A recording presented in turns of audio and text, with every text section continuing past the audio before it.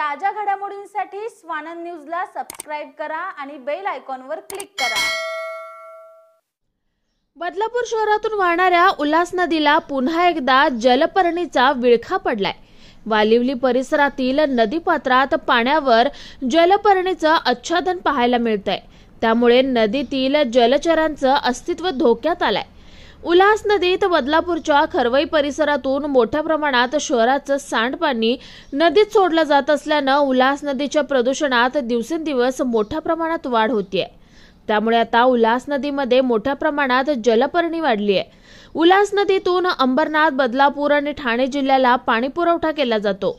काही वर्षांपूर्वी एका सामाजिक संस्थेच्या वतीनं जलपर्णीवर तणनाशक फवारणी करण्यात आली होती। त्यानंतर जलपर्णी वाढली नव्हती, मात्र आता पुन्हा एकदा नदीत जलपर्णी वाढू लागली आहे। महाराष्ट्र प्रदूषण नियंत्रण मंडळानं नदीत वाढलेली जलपर्णी काढावी अशी मागणी पर्यावरण प्रेमी करतायत। आकाश साहने, स्वानंद मीडिया, बदलापूर।